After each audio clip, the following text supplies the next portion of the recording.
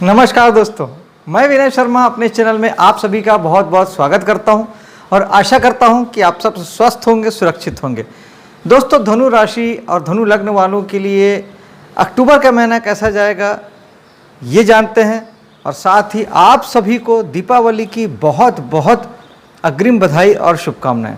आपका जीवन सुखमय हो, सफल हो, यही मेरी कामना है। दोस्तों, बेसिकली धनु राशि वाले जो होते हैं वो थोड़े गुस्से के तेज होते हैं, लेकिन दिल के बहुत ही साफ होते हैं और डबल स्टैंडर्ड होते हैं, क्योंकि आपकी जो राशि है ना वो ड्वेल राशि है, यानी द्विस्वभाव राशि है। धनु राशि, कन्या राशि, मिथुन राशि है, ये सब द्विस्वभाव राशियाँ होती है। तो यानी आपके सामने हमेशा दो विकल्प मौजूद रहते हैं कि लाइफ में हमेशा आपके पास में दो परिस्थितियाँ आती है, इधर जाऊँ या इधर जाऊँ, ये करूं या ये करूं। तो बेहतर यही है कि जो आपको, आपके परिवार को, आपके प्रिय लोगों को सुख दे और आपको मन में शांति दे, आत्मविश्वास दे, उसी तरफ जाइएगा। ये एक टिप था। अब बात करते हैं राशिफल की। ये महीना दिवाली है तो ग्रह परिस्थितियां भी अनुकूल होकर चल रही हैं, जैसे कि उन्हें शायद मालूम है कि दिवाली है और आपके साथ कुछ अच्छा करना है।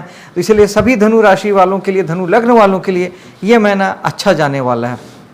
विशेष तौर पे जो लोग अपने जीवन में कुछ नया करना चाह रहे थे, कुछ नए की तलाश में थे, उनके लिए ये समय अच्छा है। वो चाहें तो किसी भी नई दिशा में नया कदम अपना रख सकते हैं, किसी नए फील्ड को चूज कर सकते हैं, जीवन में कोई नया डोमेन ले सकते हैं। ये अच्छा समय है।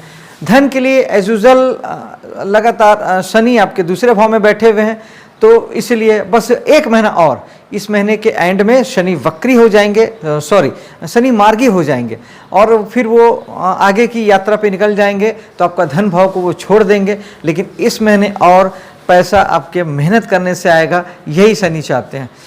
तीसरे भाव की बात करते हैं, आपके साहस और पराक्रम की बात।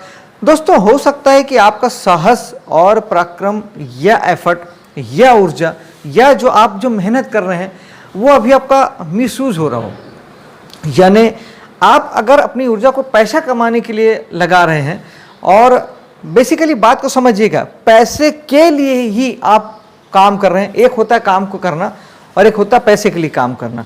तो आप अगर पैसे के लिए ही अपनी ऊर्जा को लगा रहे हैं और परिवार में अपनी ऊर्जा लगा रहे हैं, तो हो सकता है कि वो मिसयूज हो जाएगा। इसके बजाय आप सिर्फ अपने मेहनत पे ध्यान दीजिए। आप जो करते हैं ना, आप जो बेहतर कर सकते हैं, आप जो समाज को बेहतर दे सकते हैं, आपको जो करने से खुशी मिले, केवल उसमें अपनी ऊर्जा को लगाइए। पैसा आएगा, पैसा वहाँ से आएगा। पैसा को ध्यान में रख के काम मत कीजिए, काम कीजिए, पैसा वहाँ से आएगा। इस बात को समझने की कोशिश कीजिएगा मेरी। विशेष तौर पे इस महीने अगले भाव की बात करते हैं, आपके चौथे भाव की सुख, शांति, गाड़ी घोड़ा और मकान। तो अगर जो लोग व्यापार में हैं, बिल्डर हैं, और जो लोग गाड़ी खरीदी बिक्री का भी काम करते हैं, चाहे वो सेकेंड हैंड गाड़ी खरीदी बिक्री का हो, चाहे नई गाड़ी खरीदी बिक्री का हो, और जो लोग किराए का मकान वगैरह देते हैं, उनके लिए ये समय काफ़ी अच्छा बन पड़ा है, काफ़ी सफलता मिलेगी। हर किसी को, जो भी धनु राशि, धनु लग्न का है, उन्हें मन की शांति, सुख पर्याप्त मात्रा में मिलेगा।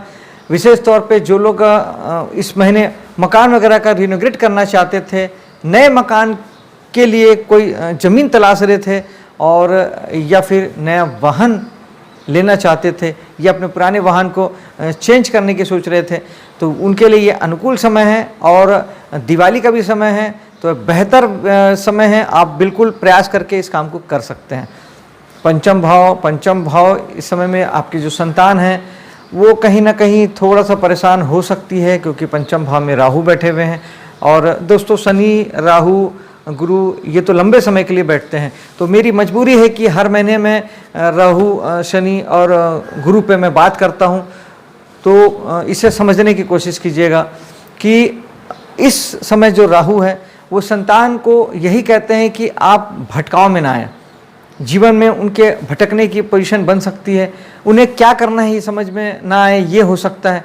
तो उन्हें मेडिटेशन करने के लिए कहिएगा, अगर थोड़े से बड़े हैं और कर सकते हैं, और अगर छोटे हैं बच्चे हैं तो फिर कोई चिंता की बात नहीं है, वो तो वैसे भी उनका जीवन अच्छा ही होता है।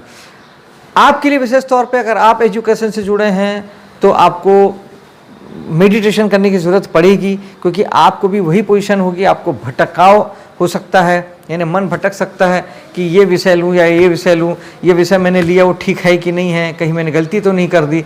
जो पढ़ने वाले स्टूडेंट हैं उनके लिए कह रहा हूँ।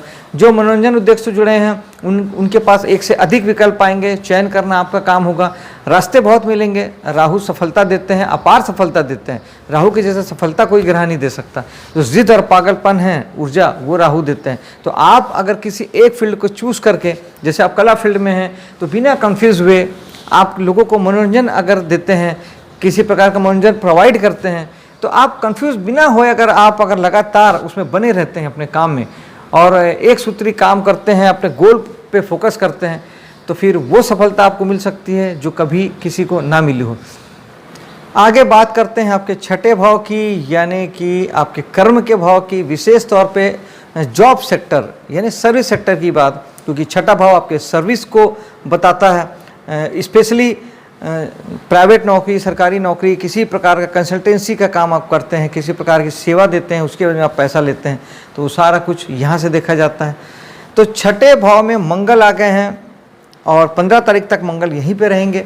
दोस्तों, धनु राशि वालों के साथ एक चीज़ और है, आपने भी इसे रियलाइज़ किया होगा कि गुस्सा आपके नाक में बैठा रहता है। तो इस महीने उस गुस्से को नाक से उठा के जेब में रख लीजिएगा, इसकी ज़रूरत बहुत पड़ेगी, क्योंकि त्यौहार का समय है। अच्छी बात नहीं होगा कि आप किसी से लड़ाई झगड़ा करें। मंगल पहले 15 दिन छठे भाव में रहेंगे, जहाँ छठा भाव आपके लड़ाई झगड़े का भी होता है। और मंगल स्वयं आपके एक्शन के कारक हैं, शरीर में गर्मी के कारक हैं, साहस पराक्रम के कारक हैं और लड़ाई झगड़े के भी कारक हैं। तो मंगल भी लड़ाई झगड़े के कारक, भाव भी लड़ाई झगड़े का। तो कोशिश कीजिए कि इस महीने लड़ाई झगड़ा ना हो, इसलिए कह रहा था कि आपके नाक के गुस्से को जेब में रख लीजिएगा, बचिएगा, क्योंकि ऐसा हो सकता है। लेकिन इसके साथ ही मंगल आपके कर्म क्षेत्र में आपको काम करने के लिए अपार ऊर्जा और साहस देंगे, एक्शन भी देंगे। आपका अगर कोर्ट कचहरी में कोई केस वगैरह आपका चल रहा था तो वो काफ़ी हद तक आपका फाइंड आउट हो जाएगा, या आपके पक्ष में उसकी बात होगी, उसकी जीत होगी। जो डॉक्टर हैं, जो वकील हैं, उनके साथ भी यही चीज़ होगी, बहुत साहस के साथ में वो काम कर पाएंगे। डॉक्टर जो अभी तक जो ऑपरेशन नहीं कर पा रहे थे, उसके लिए वो अपना साहस लगा पाएंगे, और जो वकील हैं वो साहस के साथ में कोर्ट में अपना प्रैक्टिस कर पाएंगे, क्योंकि मंगल तो साहस देते हैं। साथ ही छठा भाव आपके ओवरऑल जॉब का है, तो वहाँ हर जगह आपके साहस और पराक्रम में बढ़ोतरी होगी और आप वो कर पाएंगे जो आप करना चाहते हैं, जो आप मन में रखते हैं। लेकिन यही मंगल 15 के बाद आपके सप्तम भाव में चले जाएंगे। अब यहाँ पे थोड़ा सा आपको गुस्से को और आपको जेब में रखना है। क्यों? क्योंकि सप्तम भाव आपके बिजनेस का है, पार्टनर का है और जीवन साथी का है। यहाँ पर अगर मंगल दंगल करे तो फिर क्या होगा? आपके जीवन के साथी के साथ आपके पंगे होंगे, पार्टनर के साथ होंगे, और बिजनेस की जगह में आपके काम करने की जगह पे दो बातें होगी। तो ये तो अच्छी बात नहीं है, इसलिए स्पेशली गुस्से को कंट्रोल करना बहुत ज़रूरी है। मेडिटेशन इसके लिए बहुत बहुत बहुत अच्छा उपाय है। हनुमान जी की पूजा से मंगल शांत होते हैं। बजरंग बाण, सुंदरकांड, हनुमान चालीसा का पाठ करके भी आप मंगल को शांत कर सकते हैं, अगर आपको ऐसा लगता है या ऐसे फल आ रहे हैं तो। लेकिन इसके अलावा यही मंगल साहस, ऊर्जा और एक्शन भी देते हैं, और यही मंगल आपके जीवन साथी को भी कुछ करने की प्रेरणा भी देंगे, और उनके भी माइंडसेट लगभग ऐसे ही होगा। उनमें भी थोड़ी खून में तेजी बनी हुई रहेगी, उनका भी साहस पराक्रम बढ़ा हुआ रहेगा। तो ज़्यादा अच्छा है कि बिजनेस पार्टनर और जीवन साथी के साथ पंगे ना ही लें तो बेहतर होगा। 8वें भाव की बात करते हैं। 8वें भाव में बृहस्पति की दृष्टि है।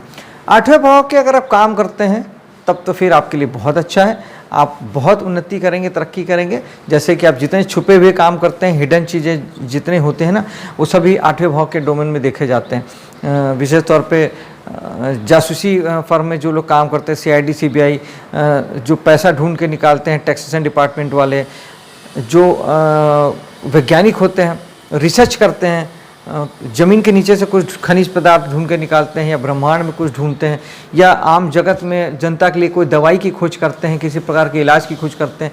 किसी भी प्रकार का खोज करना, छुपी हुई चीज़ों को निकालना, वो सब कुछ 8वें भाव से देखा जाता है। ज्योतिष, न्यूमरोलॉजी, तंत्र मंत्र का काम भी यहीं से देखा जाता है।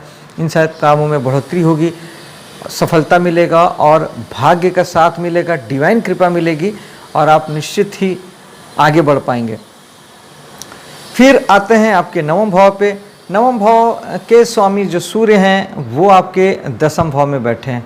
तो आपका भाग्य कहाँ से बनेगा? आपका भाग्य आपके कर्म से बनेगा और आपको जो मान सम्मान प्रसिद्धि पद है वो भी आपको इस समय में भाग्य से मिल सकता है। भाग्य के सपोर्ट से आपको समाज, सोसाइटी में मान सम्मान प्रसिद्धि भी मिल सकती है, क्योंकि फिर यही सूर्य 16 तारीख के बाद आपके एकादश भाव में चले जाएंगे। तो आपको समाज, दोस्तों यारों में मान सम्मान प्रसिद्धि मिल सकती है।